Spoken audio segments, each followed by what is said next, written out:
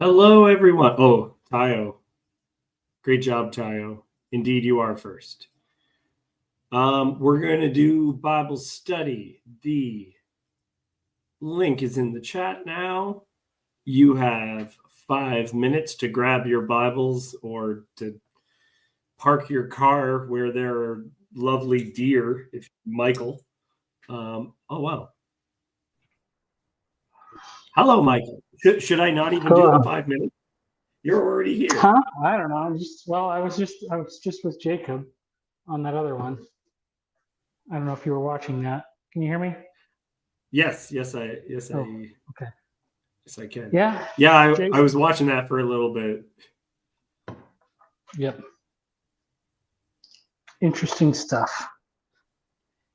Yeah, I don't know to what extent I want to get into some of the stuff that was there. I think maybe on a separate stream, because I've been thinking a lot about it. The stream that I wanted to do with Yon God that was joking was about humor. I wanted to get into this stuff, but it instead became a meta conversation where people were arguing and threatening each other, stuff like that, which Tayo knows about, which is why he's doing that. Yeah, I mean, it's just, it's funny. When you have all these different identifiers, you find out, like, is Christianity the central one, or is it really more about, like, being based and conservative or whatever? And, time sorts those things out a little bit. So, yeah.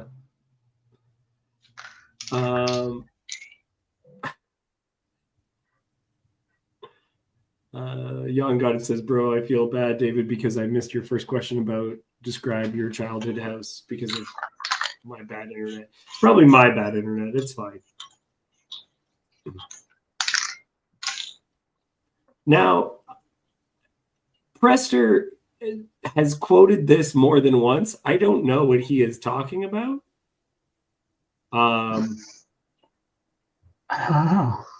I am North African, if that helps any. I am a Moor by descent.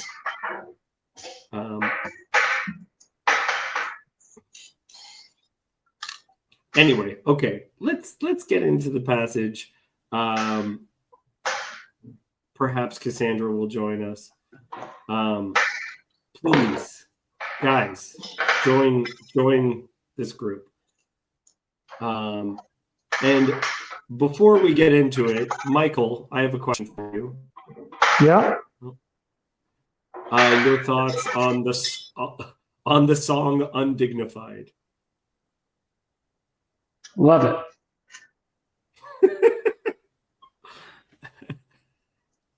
Because it's a little bit cringe, and that's like the whole point, right? Yeah. Yep. Yeah.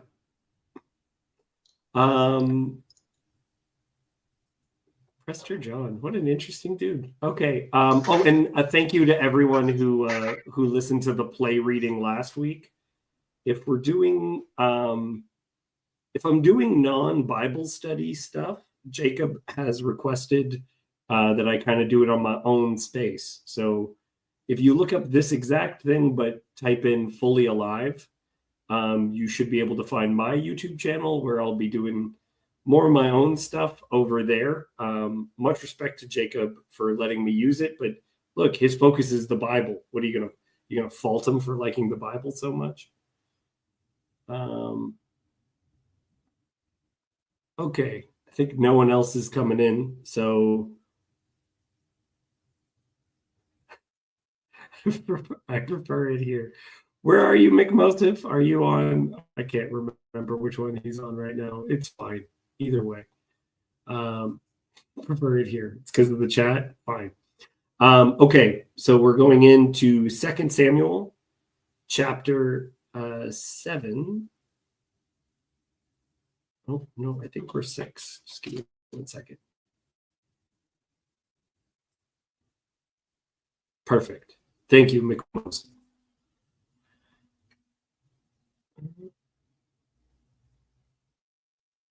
Yeah, you tracked me down. He did his work. He did his homework.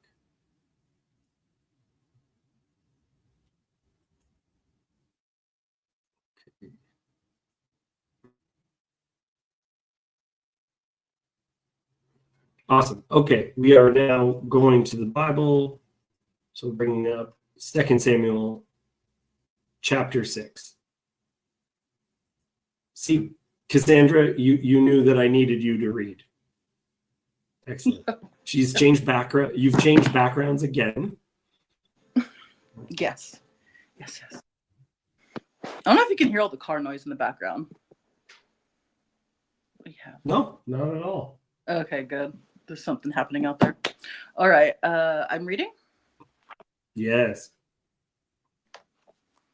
Okay. David again gathered all the chosen men of Israel, 30,000, and David arose and went with all the people who were with him from Baal, Judah, to bring up from there the ark of God, which is called by the name of the Lord of hosts, who sits enthroned on the cherubim. And they carried the ark of God on a new cart and brought it out of the house of Abinadab, which was on the hill. And Uzzah and Ahio, the sons of Abinadab, were driving the new cart with the ark of God, and Ahio went before the ark. Okay, that's a great little introduction. So one of the things that stands out to me, because I've talked about this before, that what's my theory, Cassandra, about what the Ark of the Covenant is? Do you remember? Throne. It's a throne. Yeah, and the lid has the cherubim on it, and in some translations, it will even say that the lid is a seat. And we can see here, which is called by the name of, and then there's the divine name of hosts, who sits enthroned on the cherubim. So even in referring to bringing in the Ark of the Covenant, they speak of it like it's bringing in the throne. And this idea too, they kind of make it, because in some situations it gets moved by people carrying it, but in this situation, they kind of make it into, for lack of a better term, like a chariot. So they put it on a cart, and in other descriptions, they will say, yeah, it's driving the new cart.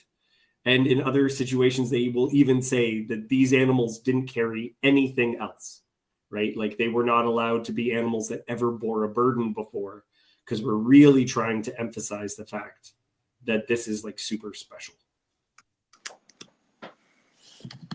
Does that make sense? Anything popping up there?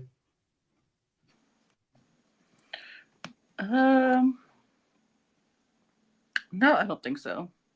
I like how the guy's name sounds like Ohio, though. Michael, you like how his name's Ohio. Michael, you're unmuted. Go ahead. Oh, I was going to say it's probably something to do with Mary, right? Yes, it probably has something to do with Mary. This is, yeah. Okay, so Ohio over here. All right, let's continue on. Michael, I'm muting you whenever you move away because of your construction work. Okay. Okay, go ahead. And David and all the house of Israel were celebrating before the Lord with songs and lyres and harps and tambourines and castanets and cymbals. And when they came to the threshing floor of Nacon, Uzzah put out his hand to the ark of God and took hold of it, for the oxen stumbled. And the anger of the Lord was kindled against Uzzah, and God struck him down there because of his error. And he died there beside the ark of God. And David was angry because the Lord had broken out against Uzzah, and that place is called Perez Uzzah to this day. And David was afraid of the Lord that day, and he said, "How can the ark of the Lord come to me?" So okay, David... pause. So Michael is actually quite right. This passage is used by Catholics to speak of the perpetual virginity of Mary. He is not incorrect in that comment. And they say, well, yeah, because she's the new tabernacle, or not the new tabernacle. Sometimes they say tabernacle, but she's the new ark, right? She's the throne. So even some of the images of Mary are called the throne of God. Tabernacle's okay, I think. I mean, my theory is that she's not the ark, but they didn't know enough about like human anatomy to realize that women have eggs. So I think like the egg that Mary gives that becomes Jesus is the ark, and she is more of the tabernacle. I like this theory. But you don't have to be perpetually a virgin. That's good. That's good. Because otherwise she was kind of never really married. Cassandra, you were laughing there, or at least covering your mouth. Did you find? Have you heard this theory before? I have not. No. Yeah, her specific egg was holy. The one that became Jesus. Yeah, that was, And then she had a whole bunch of other ones that became his brothers and sisters. This is good. Yeah, I don't know. I guess part of the argument for perpetual virginity is just like what? Because she helped Jesus, so that's like her being sanctified in a way or something like. It's a weird idea from celibate monks and pagan stuff. Yeah. Yeah, I don't know how much more I want to get into it because otherwise all right, never mind. We're gonna be there for a very long time. But you do get a lot of people who become obsessed with an idea, and there's Gnostic groups that kick around the church for much longer that essentially believe that sex is inherently evil and wicked. And so in order to be a holy person, you must completely refrain. It's an over obsession also with all kinds of monasticism, not just the virginity bit. Okay, we are going to continue in a second, but this story gets a lot of coverage by Peterson because he talks about this as actually like when you first read it, you think it's ridiculous, but as you think about it more and more, you're like, no, there are things, and if you play with these things, it is your death. It's you wouldn't say if people were playing at the edge of a cliff and fell off the cliff that was so unfair, right? That there's certain things which you play around with, and if you touch them, they kill you. Yeah. So some kind of respect has to be given. Okay. Okay, so we are going to move on.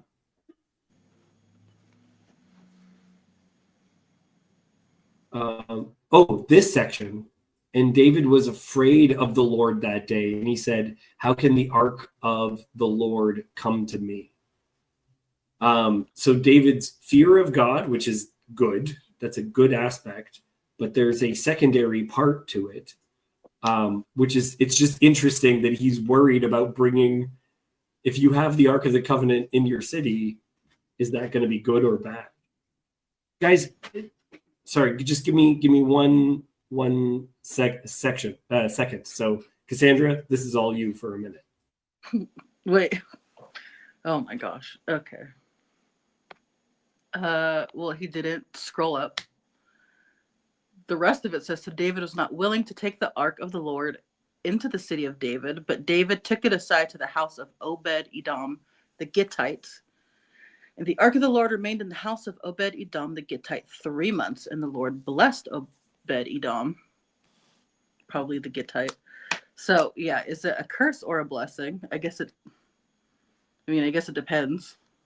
It wasn't so good in Judges. Yeah, well, I don't know. Can't believe he left us. Okay. Yeah, I don't know what else let me see. What else is interesting about this passage? I don't know. It says when they came to the flood, he put out his hand to the ark of God and took hold of it. So I'm wondering, is it like the last time when someone touched it, they were doing to steady it because it looked like it was going to fall, right? Yeah. So I guess. I wonder if that's I don't know. Would it be a. Oh, sorry. Go ahead. Well, I don't know. I mean, It's like, what is that a lack of faith that they thought it was going to fall and they reached out their hand? Like, I don't know. I mean, I know you're not supposed to touch it, so that's kind of like why you die. But Okay, so yeah, maybe that is because if you let it fall, would that have been bad? Or I guess it just wouldn't fall, maybe. yeah, it's got like gyroscopic things in it or whatever that keep it level all the time. Yeah. What were the other theories about it? That it was secretly radioactive or something too? Yes, I've heard that. Yeah. Well, in where is it? It's in First Samuel. The people who take it, they get tumors, and that is claimed to still be the case by the Ethiopians who claim to have it. Isn't that part of it, Michael? I don't know that. I know. Yes, I know they claim to have it, but I don't know about the tumors in Ethiopia anyway. Yeah. But in the biblical story, yeah, it's a very strange object. But yeah, I don't know what you're supposed to do as well, because I would kind of want to help it as well. I wouldn't want it to fall. I'd just get killed along with this guy. You can't let it touch the ground, right? It's too holy. That's not right. Yeah. But I don't know, yeah. Oh, these guys. Okay. Okay, this is Jacob is saying, I think the rabbis criticize him for his lack of faith and that it would not fall. Well, that's interesting. Oh, that's what I said. gyroscopic. I like this option a lot. I want gyroscopes. Well, it's got wings, so maybe that was the moment they would have sprung to life. Oh, that's a Yeah.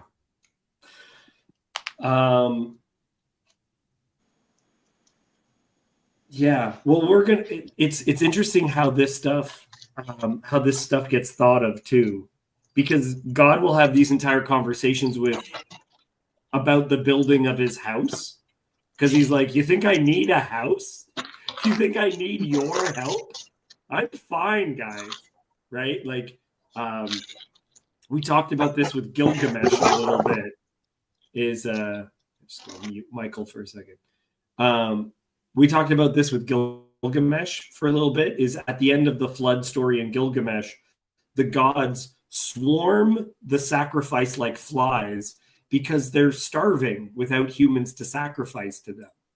Whereas the God of the Bible kind of even makes jokes about it and says, guys, if I needed anything, I wouldn't ask you, right? Like, it has like a bit of sarcasm to it. Like, do you think I need all these goats? Like, God's just up in heaven being like, man, I really could go for some mutton, right? It's like, he doesn't need it, guys. He doesn't need it. right. Ooh, Mick Mosif. Are the Christians trying to prep up a dead and dying Christendom displaying the same lack of faith? I'm going to say yes. I think that's the answer for some things you just kind of have to let die, including businesses and whatever else you want to prop up. Yeah. Michael, you're getting a request from Tayo that your next book be versions of the Bible, including his speculations. There's already a lot of that in there. I'm moving Cassandra up because we can't even see Michael now, so that's fine. I just feel bad. You're getting blocked whenever we have stuff to say. Yeah, it is a very interesting image. You think I need a house? You think I need sacrifices? You think I need someone to catch me? Right? So there's like, follow the protocol, guys. Right. Yeah, because the idea that the gods need attention and sacrifice, otherwise they die, that's like kind of an old one. I see it a lot. Yeah. There's like some kind of webtoon thing that has the same idea, kind of. Although they call them like constellations, like I forget. There's like a very complicated system, but like historical fables and all these stories, but they all need stories Right. from people. They need people's stories and stuff like that in order to have power. I do believe in fairies. I do. Right? Like Yeah, that. If you say I don't believe in fairies, the fairy dies, and so you have to resurrect it by stating your belief over and over again. It's yeah. interesting that Tinker. people's belief in God is somewhat that way. Neil Gaiman, a lot of his work has gods that are that way, where if you stop believing in them, they fade out of existence. The comic series Fables has the same idea that the people's favorite fairy tale creatures have more power just on account of people believing in them. Um, Right. yeah, man, if your god needs something, it's probably a demon. That's so good. That's so good. Yeah, low tier deity. That's a low tier one. Yeah, I can't mention Gaiman. Yeah, guys, I'm so glad that we actually had to stop for a moment because my dog was throwing up. That's what I was doing. Oh, Oh no. But no, she's fine. She just gets stressed sometimes and just decides to vomit, like we all do.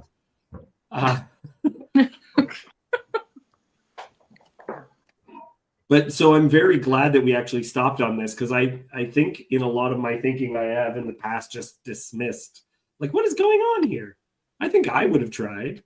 And now being like, God doesn't need your help. It's fine. yeah, that's definitely a different way to frame it. Because in a lot of these stories, you always think, well, I probably would have done that. Why was that bad? Or at least that's usually my Right. life.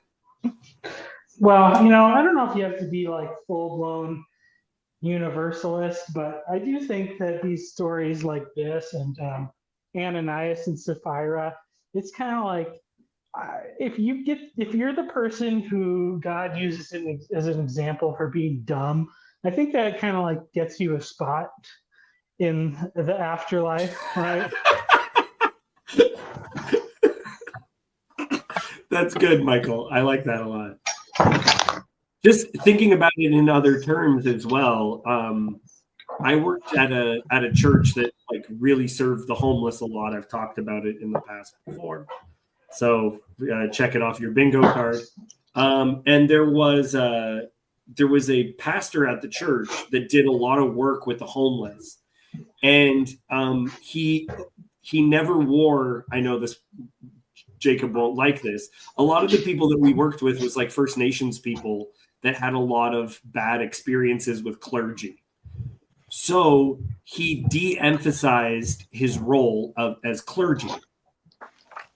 And there was this one guy, and purposely, right? Like he was a pastor, he could perform weddings, all that stuff. But no one called him reverend, no one called him pastor, especially no one called him reverend because we weren't from that kind of denomination at all.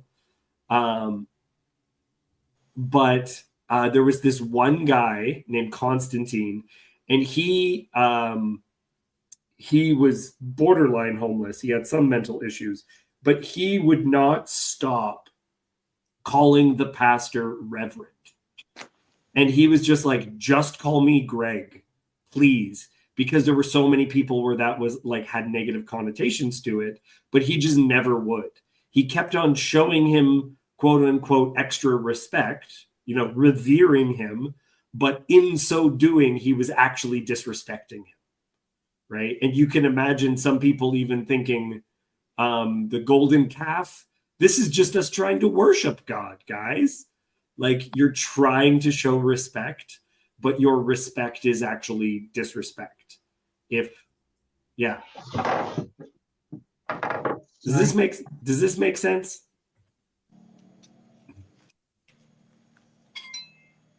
Okay, let's pause. Yeah, go ahead, Cassandra. Oh, no, I was just going to say, yeah, no, I get it. Okay, we got references. Dawn is saying, which I think is a great comment on Michael's point before. Sorry about the sudden smiting, but welcome to heaven.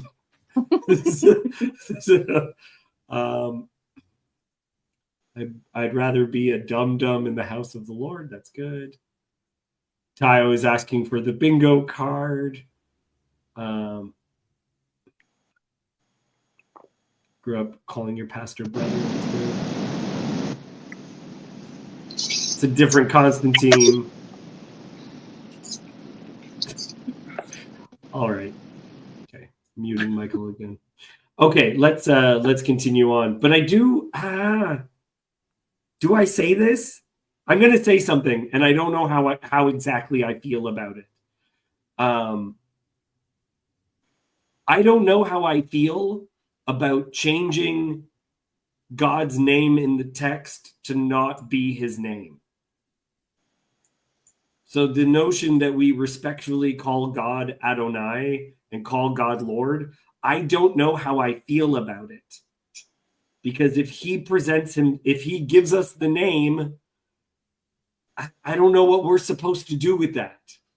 Because we're trying to do things that are respectful, but so is the guy who's trying to catch the falling ark, trying to be respectful. And I honestly don't know how to honor this.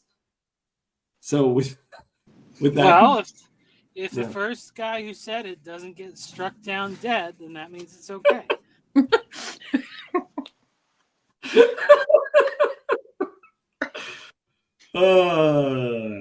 Who's gonna do it? Who here? Michael Sartori, everybody. Wow. Okay. And now we're just going to go back to the text and see how that goes. And Para Uzzah is a breaking out against Uzzah. Okay. We are going to continue now. Verse 9, please. Okay. Show me. Oh, that's sorry. I forgot that I have to look up the version. Are you looking? There you go. Starting from 9. Okay. And David was afraid of the Lord that day, and he said, "How can the ark of the Lord come to me?"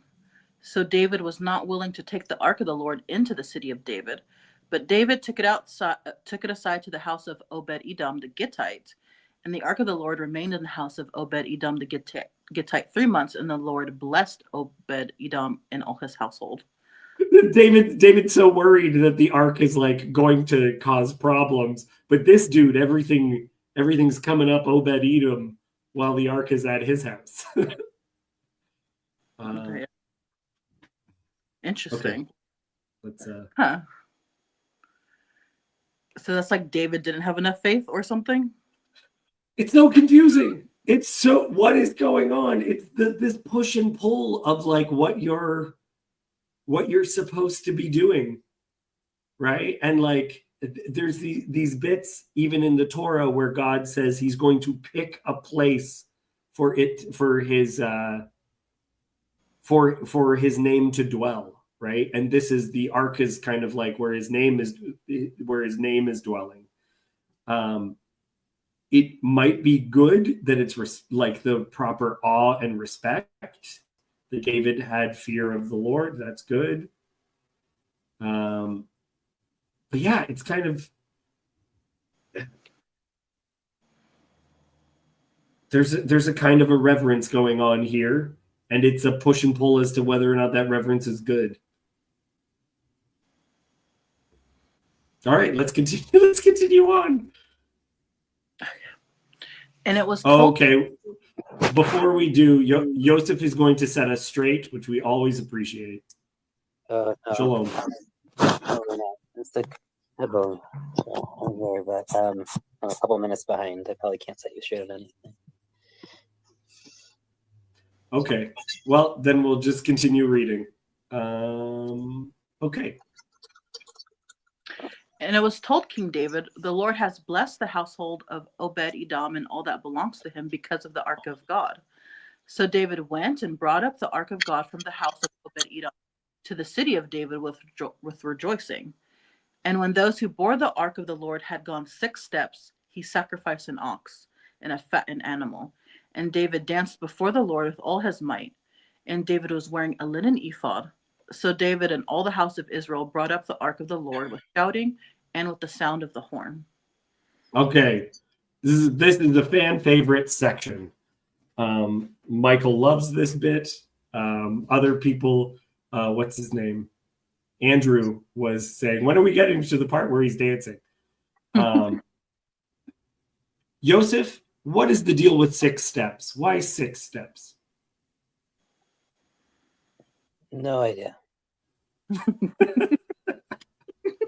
Love it. Thank you for your humility. I also don't know. I don't know why 6 steps. There is a the only note I have here in this edition is that the Assyrians have there's a similar perception. It's much later. It would be the Assyrians, so 300 years after this. But there's a sacrifice described, a procession where they sacrifice every league, which is a lot more than 6 steps. But it's the same idea of having a fixed distance where you keep doing the same thing. Mm-hmm. Yeah.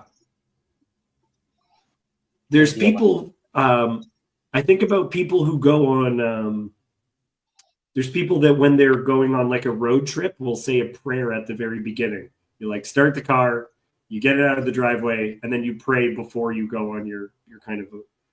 I mean, we don't say it as soon as we leave, but Jews have a traveler's prayer that we say for longer trips. Like if you leave a city, like if you're going between places, say it. Is the 6 have any relation to the 6 days of creation? It's possible.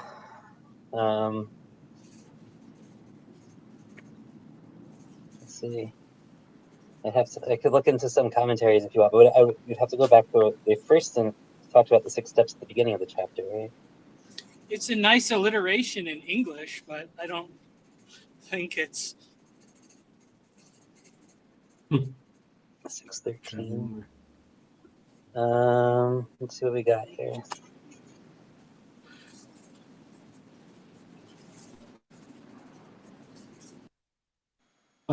Some other things that are in this though, because there's a lot. To me, there's a lot in this little beginning. Is the ephod, the linen ephod. Sometimes it's like a depiction like he's jumping around in his underwear. Sorry, go ahead. Sorry, go ahead. No. You okay? Let's do that first. So Radak has a very interesting idea here, where they were afraid that it would make go unstable and fall again. So stepping every 6 steps was like a way for them to kind of incrementalize it and make sure that like everything was good, so not have a repeat of what happened to Uzzah. Okay, well that's an interesting idea. Oh, there's a tradition. You know the idea of someone carrying their wife over the threshold of a house, that actually comes from the idea that it's very bad luck if she trips on the threshold. So the idea of avoiding the trip, like it's fine if she doesn't trip, you just avoid that entirely by carrying her. So I like that kind of idea. If it's 6 steps and then a rest, then that does make sense. As you know, like the stopping is the Sabbath of the cart, I guess. Yeah, I like that. I could hear that. That's interesting. There's also like there's this idea here in this comment that they brought the sacrifice to celebrate and nothing bad happened every 6 steps. 6 steps would also probably be around the length of the cart, which is interesting. So it's like every cart length they're stopping. But to David, to what you just said, there is an idea here that part of the problem was the command is to carry the ark, like to like you're supposed to carry it by arm and shoulder, right? Like you're not supposed to carry it on a wagon, and like there was like part of the reason why this wasn't stable and they did it wrong kind of in the first place, like was this trying to carry it the wrong way. which would get to they should have been carrying, lifting it over the threshold, by hand. But there's like specific people that were supposed to do it, right? Yeah, the priests. Yeah, the priests have to carry the ark. Don is wondering what dancing with all his might would look like. Obviously, it's break dancing. That is the most exhausting form I can send you dance. pictures of rabbis on Simchat Torah dancing with all their might. That is exactly what it looks like. Yeah. I like that. Oh. So my interpretation, and Yosef, you tell me. Oh, McMo is saying moshing. You tell me your thoughts on this. Is that David reduces his position in this act, and what he is essentially doing, even how I titled this, the King's King, is he's reducing his appearance to no longer be that of a king, to be giving the kingship to God, right? Like in making the king in the first place in 1 Samuel, it says, it's not that they've rejected, God says, it's not that they've rejected, no, they've rejected me as king. Sorry, I'm phrasing that wrong. They rejected me as king. So in this act, once David is settled in his capital, is he makes the declaration that Melech is God. God is Melech.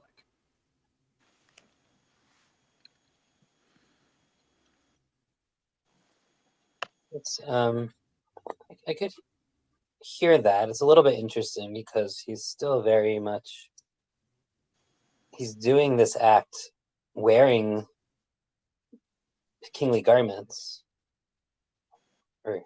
Like he's still wearing an ephod.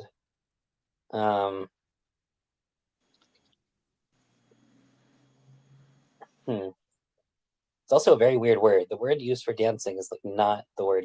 It's not the word to dance, which is a whole other This is a whole discussion to be had. What is the word? So normally the word to dance is l'raked, rikud, but here it's mecharker. Mecharker is not.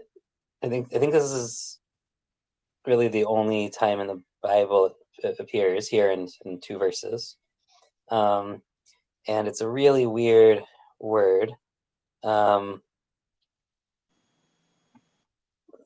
Because it only appears once, it's a little bit hard to exactly say what it means. We generally understand that it has to do something with movement. Here, like I have to whirl around, surround, enclose, recur, because in some of the other Semitic languages, it means to return, repeat, or to turn, revolve. So he's spinning with all his might. Is almost the way. It's a very weird choice. Let's see. Does this have? I'm curious if this commentary has here. This one says this is a better dictionary. Ugaritic, to twist. So he's doing the twist. That's the heart. That's the dance. What did I say? What did I say? He's doing the windmill. Yeah. That's kind of reminds me of like how kids kind of play and dance. They'll just like spin. You'll just see kids spinning. Yeah, though it's not necessarily that type of spinning. There's an interesting point here, which is the Akkadians call this dance a hupu, which is acrobatic spinning. Oh, okay. So back to breakdancing, kind of. Yeah. I love this image. I love the idea that he's like, yeah. What would that mean? And to your point, this one also points out a parallel. There's an Assyrian text which describes a temple dedication ceremony where King Tukulti Ninurta temporarily divested himself of his royal regalia to present himself as a humble supplicant before the god Ashur. So that kind of contains what you were talking about earlier, David. Well, and the linen ephod has a notion of almost like a like an apron. Would I be incorrect in using that kind of a word? So some people, the priestly ephod has the breastplate and then kind of comes down, but the linen ephod sometimes is a linen garment that's like almost like a little robe, but sometimes it's just like a loin covering. So in some depictions, that's not the ephod. That's not a loin covering. That's for sure. And if an ephod is an outer garment, and it's quite large. It would not be direct. It would not be a loin covering. It's kind of like a modern, like American style robe, but tied at the back usually. There's a bit of a question about what the above the waist part looks like, but it certainly had a full front skirt. Okay.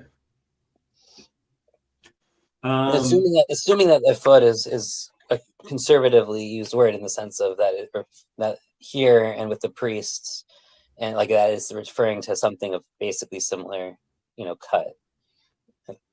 Mm-hmm. It's a little bit of a weird word for sure. Chagor, right? So it's clearly a belted. It's not just. Sorry, belt is the wrong word. It's what do we call that? Chagor here is not belted, even though it can mean that. But here it's when warriors, right, when they pulled up their robes or their skirts, right, to and they bound them on their thighs so they wouldn't trip when they go into battle. There's a name for that. Yeah. Girding up your loins. Yes.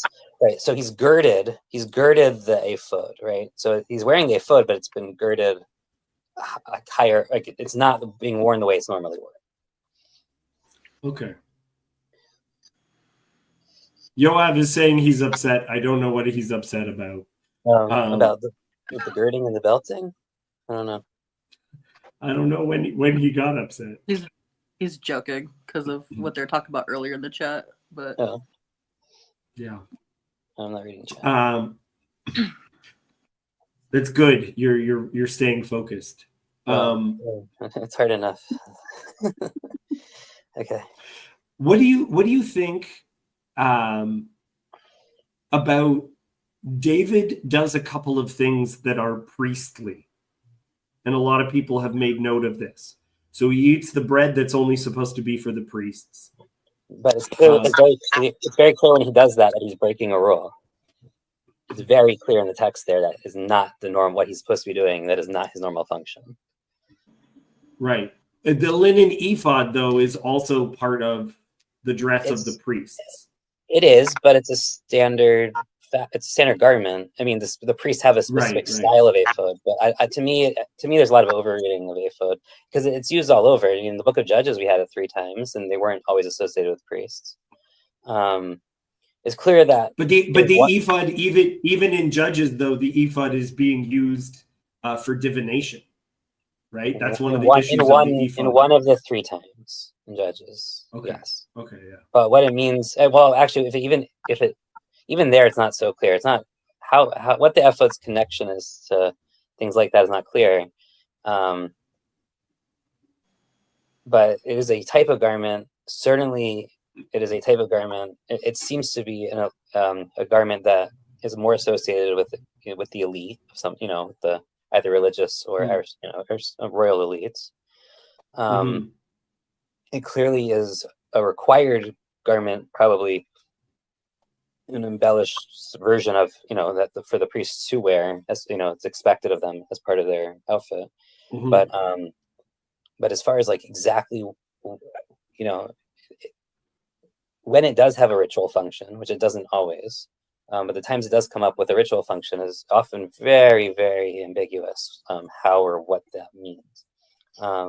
Even the word divination, like I would quibble with it. It's not exactly okay. Yeah. It's used to serve an idol. That's very clear.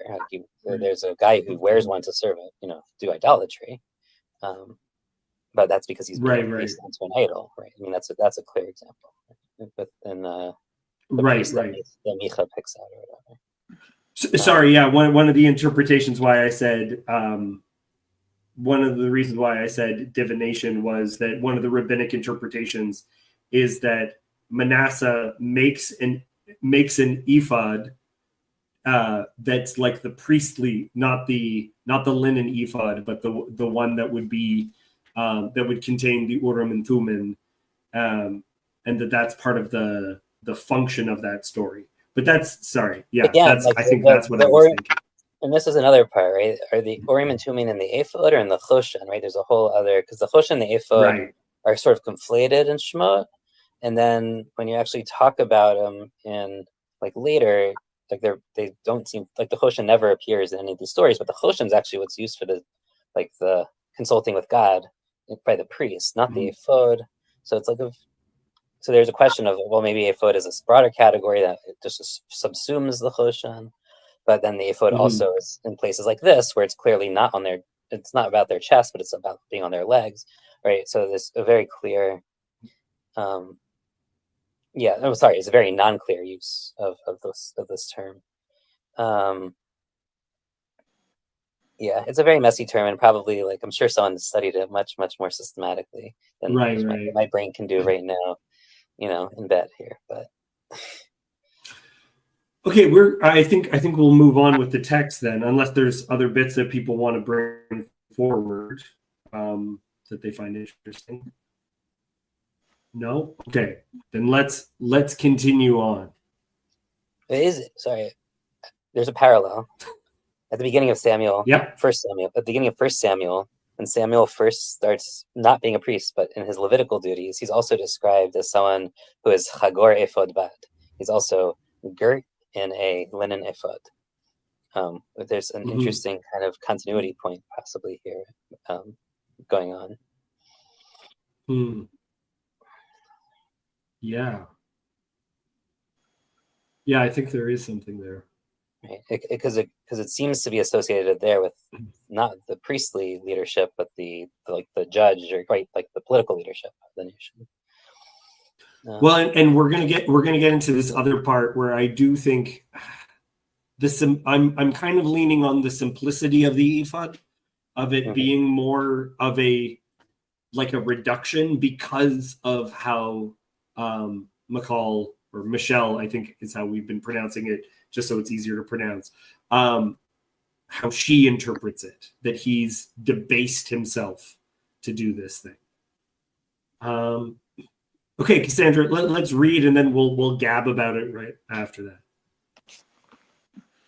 As the ark of the Lord came into the city of David, Michal, the daughter of Saul, looked out of the window and saw King David leaping and dancing before the Lord, and she despised him in her heart. And they brought in the ark of the Lord and set it in its place inside the tent that David had pitched for it. And David offered burnt offerings and peace offerings before the Lord. And when David had finished offering the burnt offerings and the peace offerings, he blessed the people in the name of the Lord of hosts and distributed among all the people, the whole multitude of Israel, both men and women, a cake of bread, a portion of meat, and a cake of raisins to each one. Then all the people departed, each to his house. Okay, we'll just pause there because that's a great little bit. Yeah, that's what they call the ick. She got the ick.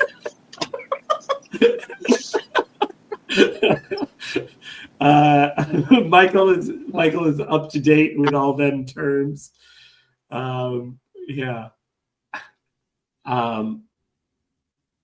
Notice how she's going to be referred to. Okay, Michelle, the daughter of Saul, looked out of the window and saw King David leaping and dancing before Hashem, and she despised him in her heart. So, yeah, we haven't met her for a while, and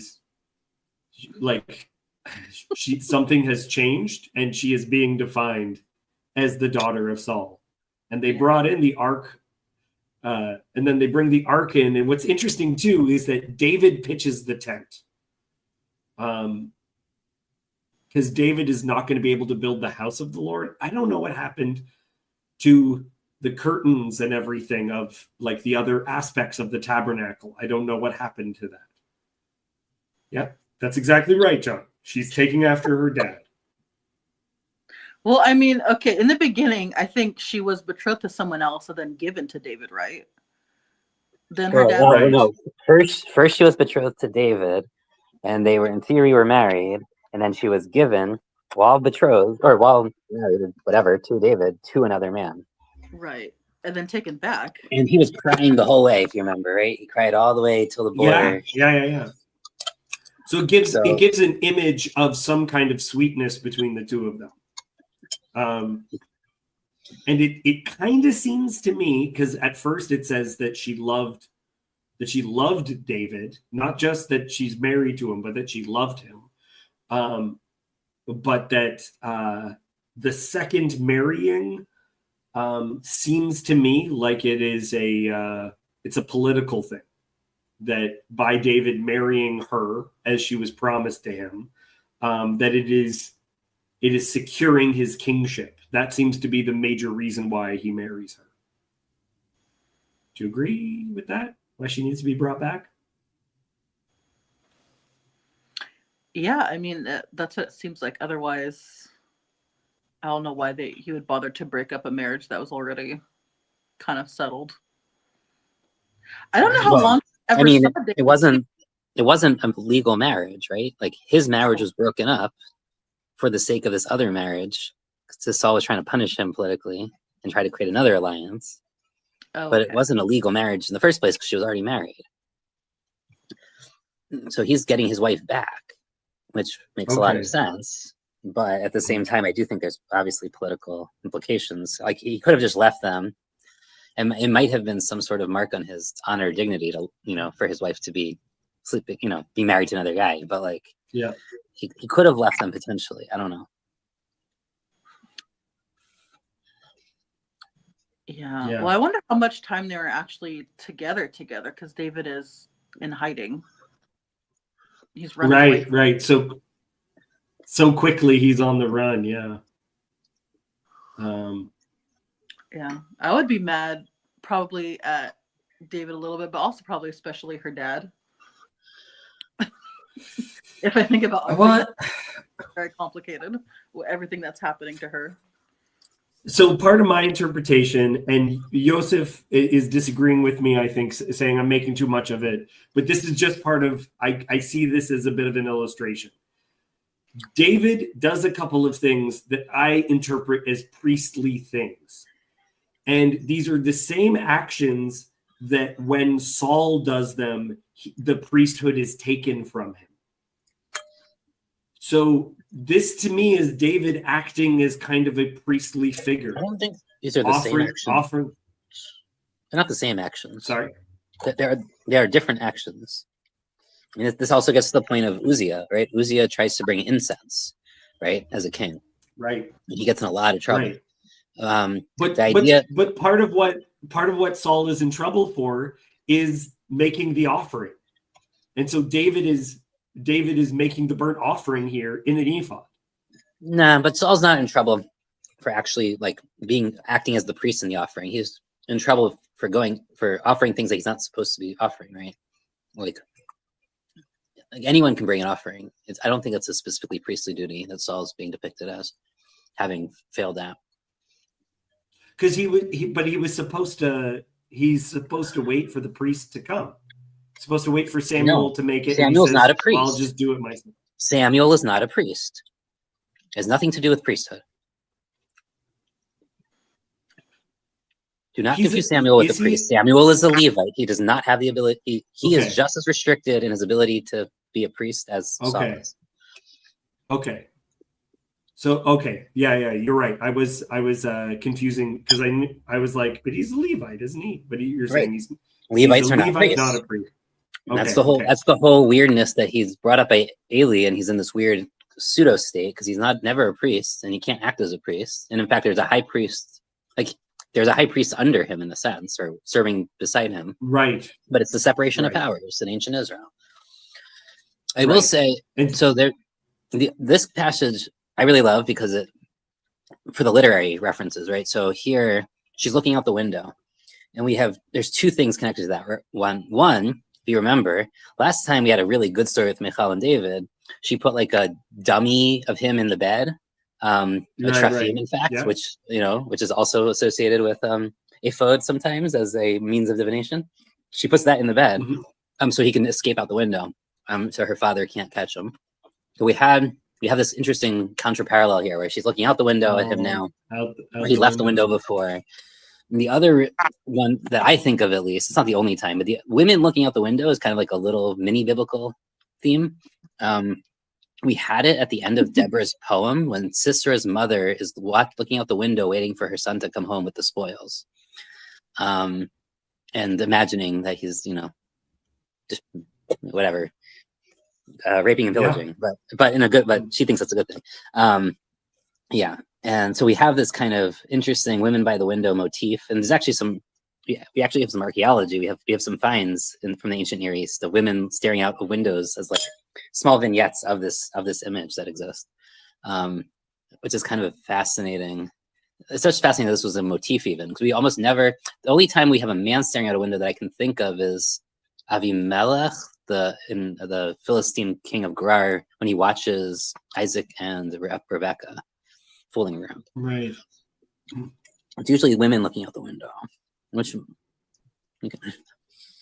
just interesting. Also, why isn't she participating? And that's my question. Like, why isn't the slave girls are in the line, the processions, the whole people? Why isn't she down there?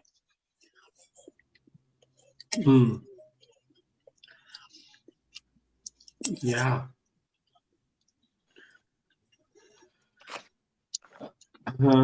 I also like the distributing of food.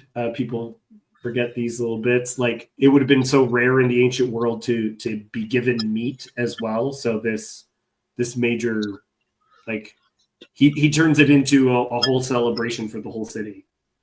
Well, it's a standard Thanksgiving offering, right? The Thanksgiving offerings are shared between those who bring them and the priests and their households. So the king's household is the city, basically. Yeah. McMo is saying all Israel except Saul's crazy daughter. I think it just points. She feels like she's above it, right? She feels like right. I mean, this points to it. Like, she's in the window above the whole thing.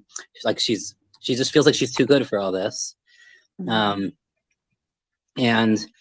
she sees him doing the opposite, and then he has this amazing rejoinder, right? Have you got there yet? No. Okay. Yeah, we're just get there. The next part. So we get to the rejoinder. Right.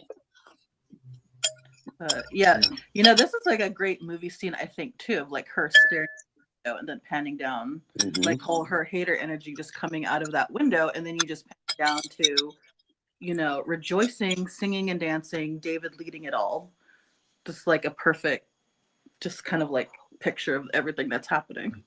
Speaking of which, Amazon announced yesterday that they're releasing a House of David TV series.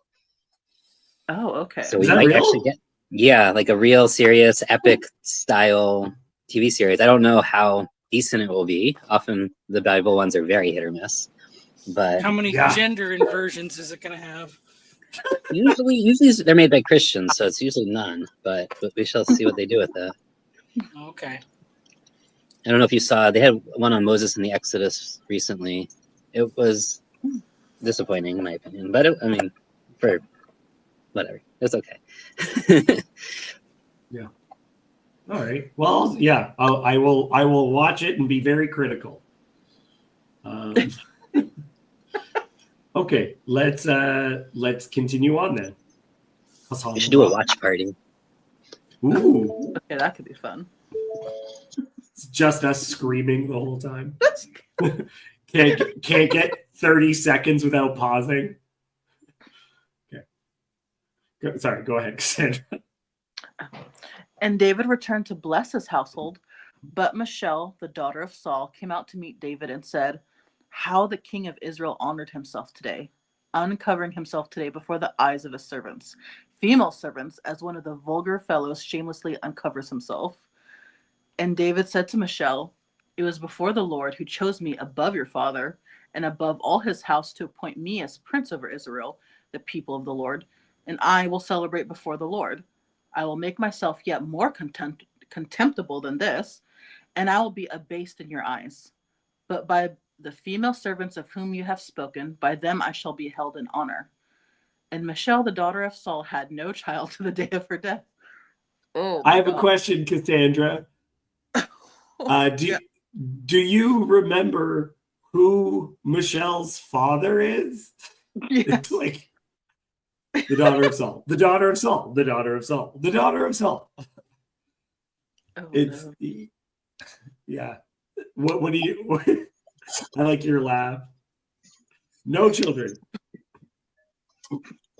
Also, let's talk about that rejoinder, right? Like, this is what I wanted to get to, right? He's saying, look at the language he uses. Because he's saying, like, you think you're above all this. I was put, right? He uses the language of above. I was put above your father and above all his house, right? He's using this vertical language. So I'm above all this to be appointed prince over Israel.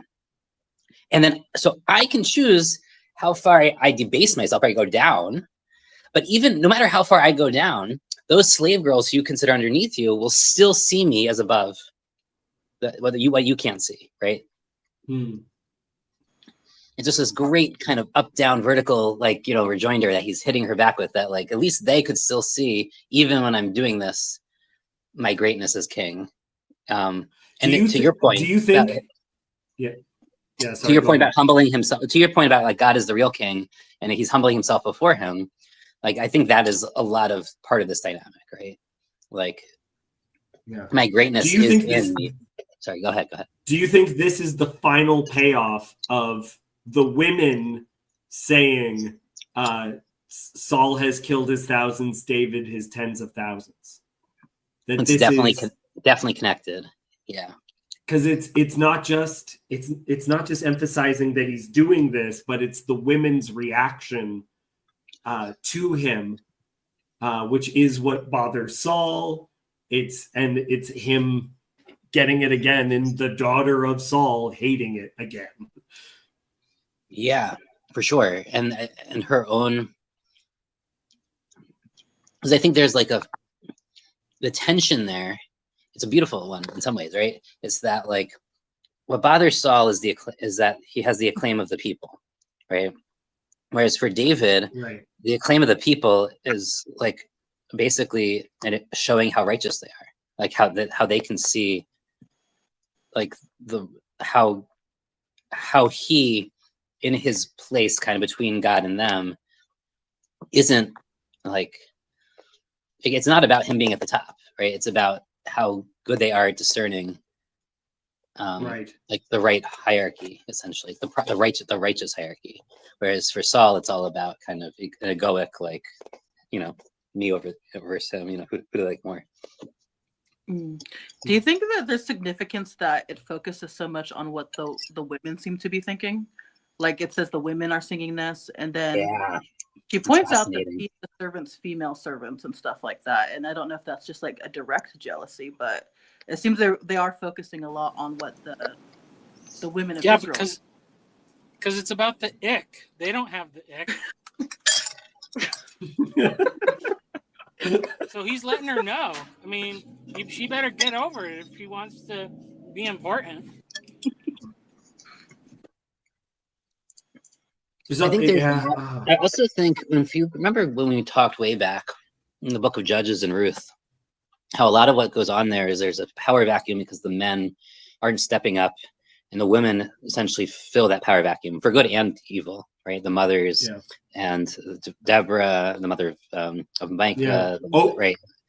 That the leaders would take the lead, right? And then the men were doing the beginning of the problem. Yeah. Right. The men were doing what was right in their own eyes and not really leading, and the women kind of fill that role. This might kind of be the counter to that, where the women kind of serve as like, hey, the men are actually doing what they're supposed to, right? This is kind of the validation of leadership, because if they weren't doing this, the women should. And in some ways, Michal could be that, like she could be, in some sense, the counterfoil to that, where she is the woman who wants to present a vision of leadership because she feels like there's a vacuum, and she's basically being told you have the wrong vision. Yeah, it's interesting. So this might be like the real red pill. Yes. We went from breakdancing to the red pilling in this chapter. Excellent. We've done it. Very good, very good. And the ick. Can't forget the ick. Okay. Speaking of the ick, do you guys think that they continue to have a sexual relationship after this? That's a very good question. With the no child thing, it implies No. perhaps not. Yeah. Is it just that God didn't bless her, or is it because that's also in Torah? That's one of the things that a woman could divorce a man for. Well, I think she is the example that the Catholics use because it says something about how, like, she doesn't have any children until the day she dies. And I try to say that until is the same where it talks about Joseph not knowing Mary until after Jesus was born. So. Yeah, I don't think she had any kids after she was dead, correct? Yeah. well, unless they're saying she had one on the day of her death, which is another way that the preposition could be used. But right. Well, but it's not in Chronicles, so probably not. Right? I don't remember. It's all right. Either way. Yeah. Either way, they connect it like this is a punishment for her saying that or for her attitude. Yeah. Yeah, I feel really bad about how this is basically the end of her character. Like, you don't really see her in the text after this. But you get this kind of idea of like the tragedy of her, because in 1 Samuel, she's a character that is just showing the legitimacy of David's kingship. And David wants to honor the household of Saul, right? All the chapters that we've seen beforehand, when someone kills someone from the house of Saul, David is very upset about those things. And yet, she could be the bridge. She could have been the one to produce heirs and everything. And instead, it just kind of falls apart in the end.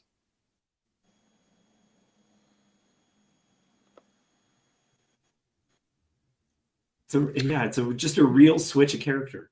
Go ahead. Yeah. Well, I was going to say, it doesn't really mention much about what happened. She's just staring out the window, being very angry at him. And I don't think it's just because he was dancing in front of women. Yeah. So yeah, there's not much to go on. We just know a little bit about what happened to her. And that's all.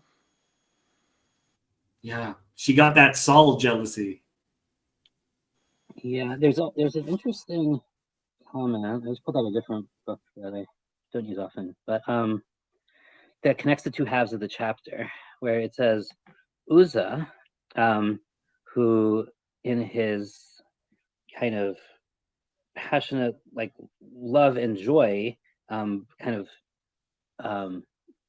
broke the barrier, like the appropriate barrier, and of fear, right, or of carefulness around the ark, is kind of a parallel to Michal, who is right. She's also kind of feeling like David's broken. She feels that David's broken a barrier, like he's falling, basically, like the ark is. But then she tries to kind of right him, and in doing so, she herself also kind of has this Uzzah moment, right, where she goes too far, basically, of her critique of him, and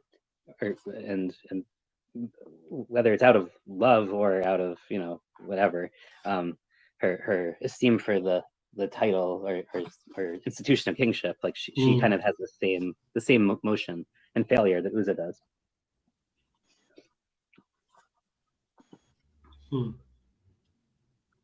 I love this chapter. This is so interesting. Mm-hmm. Yosef, what are your thoughts on this notion of uncovering? So, if I'm just trying to piece together what the garment is. So my interpretation, because why does she understand it as, which you were kind of getting at before, she interprets it as vulgar and as uncovering, as shamefulness. In some Christian interpretations, I've heard that it's like re-entering Eden, right? That he's taking off the garments or something. It could just be that he's taking off his, like what I was saying before, he's taking off his kingly vestments. So it's not even that he's at all uncovered, but just to take off a kingly covering is like a shameful act of uncovering.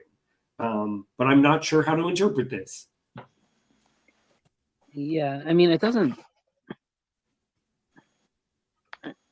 I wouldn't go so far to say that he's like naked. Like, I think there's a very.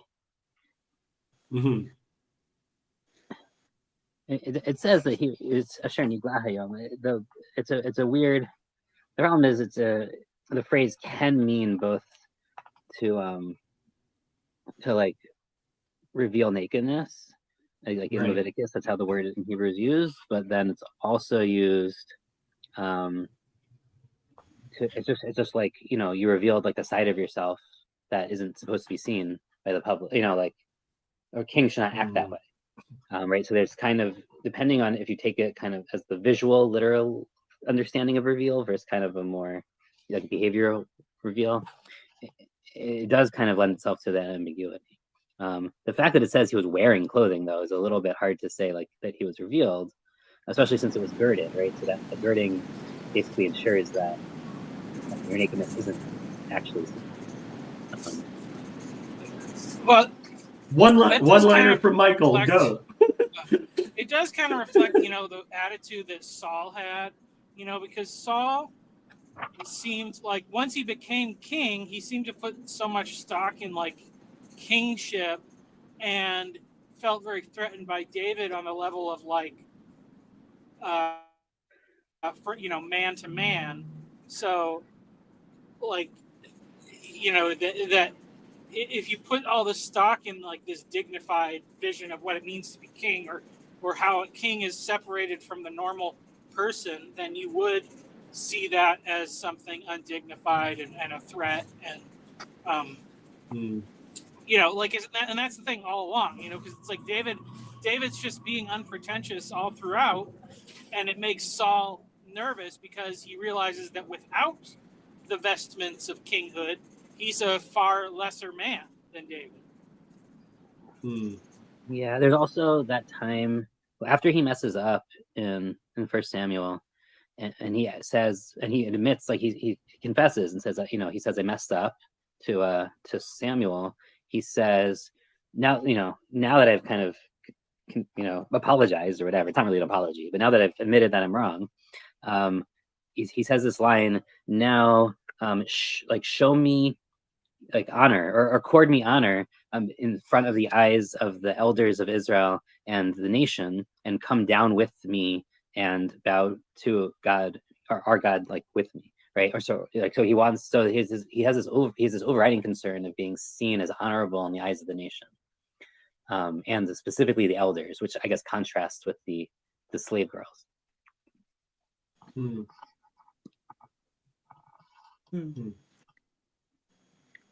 It's like one of those authenticity things, maybe. Totally. Yeah.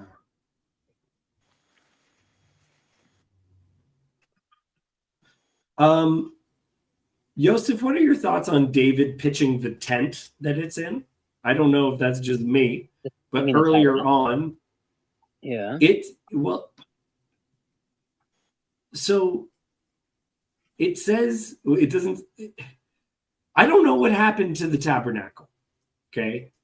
And they brought the ark of the Lord and set it in its place inside the tent that David had pitched for it. It sounds like it might be something different. I'm not sure. Like, is it a separate tent, like just for it to be held until the house is built? I would read that as tabernacle. I mean, remember the word for tabernacle is literally tent, and we just call it the tent of meeting. But like, right, it does seem to be It says in the tent, so it's not. So it's a tent that you're supposed to kind of know the identity of, right? It has a direct marker. So I think I would just read it as the tabernacle. Yeah. Okay. Just that David is kind of directing its setup, which is a little unusual, right? Because that's normally a Levitical. Well, it's normally there you go. There's a David doing a priestly role. It should be a priest directing the Levites and setting up the tabernacle, but here David is getting the credit. Yeah, I was wondering about that action, especially because of his desire to build God a house.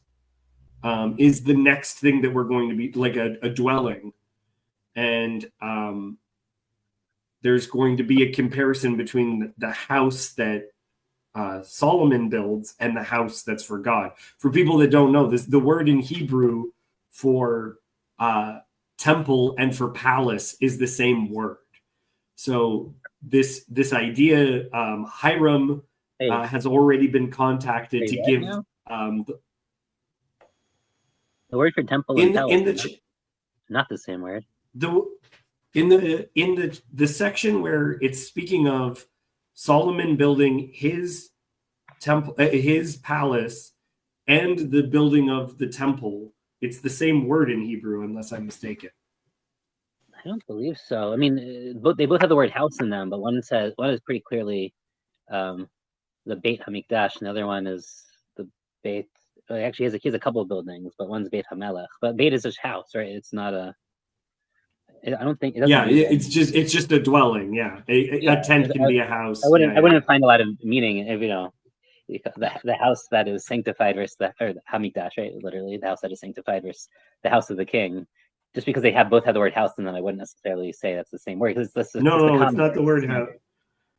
Yeah, I will double check that before we. Okay, yeah, it's been a long time. We speak about it again. Maybe there's a special word there, but I don't remember.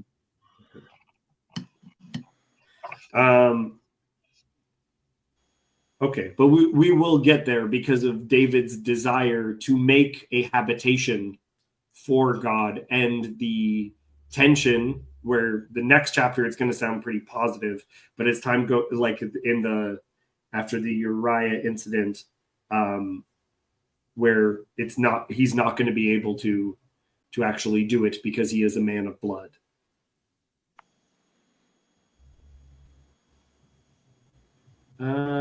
Either way, it is the same guy, Hiram, who gives the wood for David's house, gives the wood for Solomon's palace, and will give the wood for the temple itself.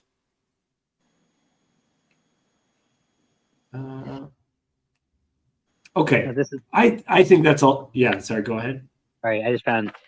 I thought I remembered this, but earlier, and I even referenced it when you had that weird thing about the perpetual virginity and Mary being connected to Michal and the day, or maybe it was Joseph, like up to the day of their death. So there is, in fact, I did remember correctly. Here it is. There is a debate between the rabbis whether it means that she didn't have a kid for her whole life, like through the day of her death, or whether she died in childbirth and had a kid on the day she died, up to the day of her death. So that is a real thing. Take that. That's great.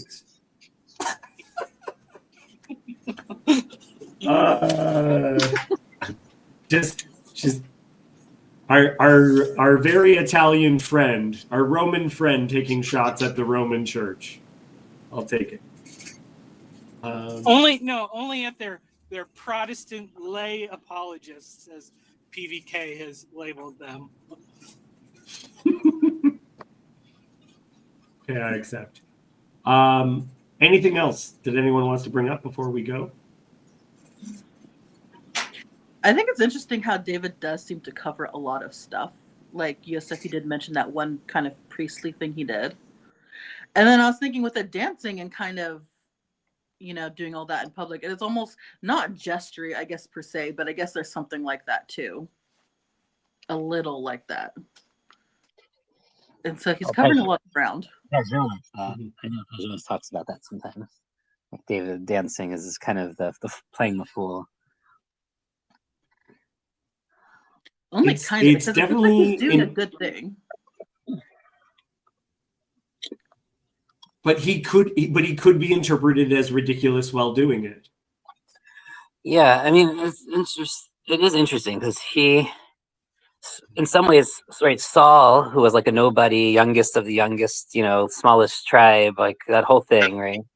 And then basically when he becomes king, cares a lot about image and sincerity, and I mean, seems to have some sort of self-esteem issues, right?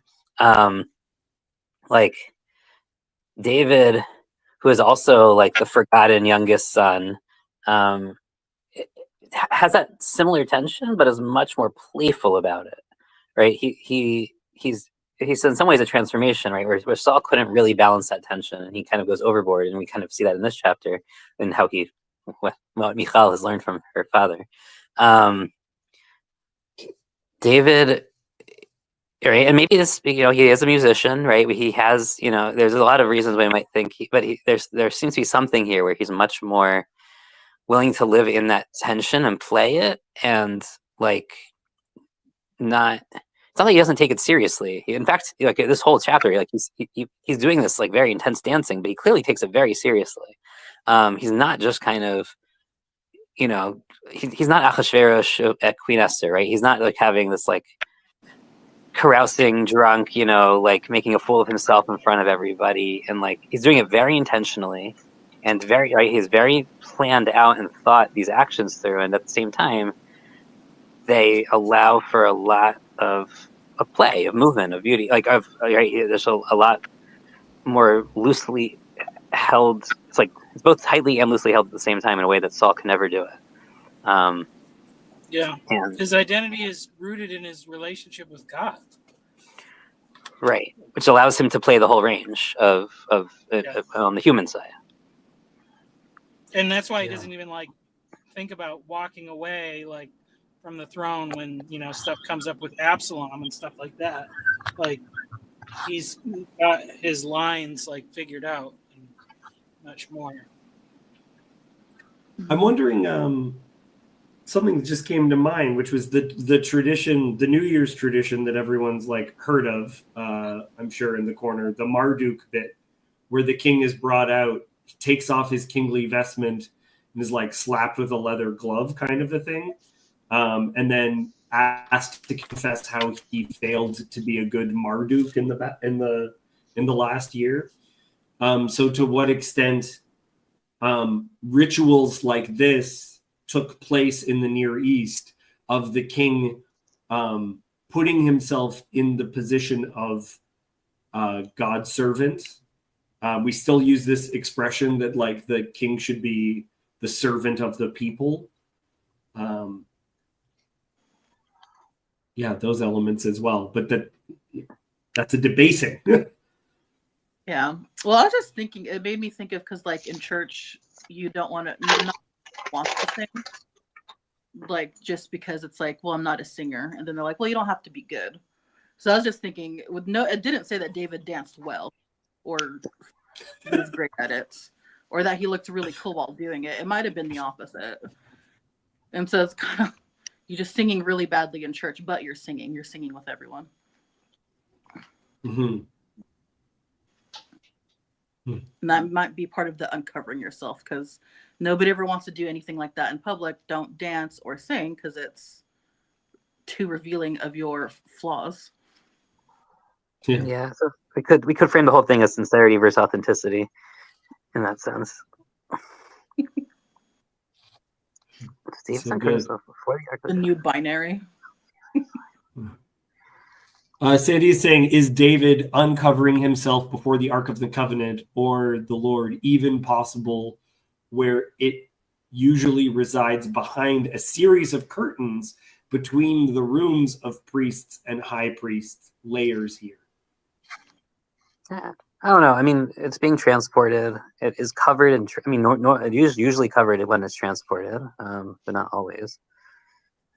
In transport, everyone can see it. Like we had it in the Jordan River. We had it when the Philistines took it, so it was out in battle.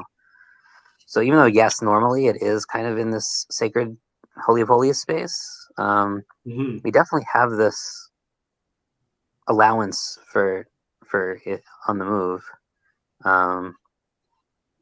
and of course the very like the verses in Numbers 10, where it's like the enemies of the Lord scatter before your ark is clearly the ark is out there, like it's exposed on the battlefield basically. But yeah, but I hear that. I mean, she could be concerned about the respect for the ark in the same way that Uzzah was, to make sure that it didn't fall. I could hear that to some degree, but it seems like she's much more focused on him and his fallenness as opposed to any disrespect for God. Yeah. She was a stoic, maybe. Yeah, I love it. Okay, guys, I think I got to cut it there, but that was a great conversation. And this time we just covered one chapter. We've been doing two, but this time we had plenty in that one chapter. So I really appreciate the conversation. Thank you, Joseph, for coming out. As was prophesied by me at the beginning, you did in fact set me straight. So that's good. If I will never again make the mistake of saying Samuel was a priest. I will not do it. I will. If I begin to say it, I will hear you saying he's not a priest. He's not a priest. Yeah. I like this. Does God respond to this display? Tune in next week. That's great, Connie. Awesome. I don't think I've ever met Connie. She's made comments a couple of times, but I can't put a face to her. I can put a side of a face while wearing a hat because of this picture, but that's it.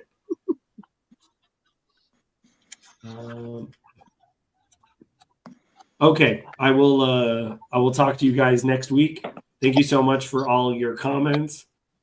Thank you for making "No, My Heart Goes Out to You" jokes, because that's what was going on right before Jacob was commenting on that.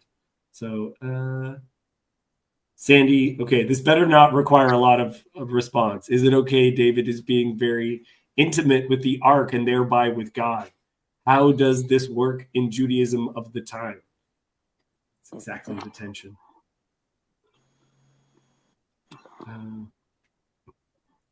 Okay, yeah, we'll talk more about it later. Okay, I love everyone here. I don't love everyone. I love most of the people here.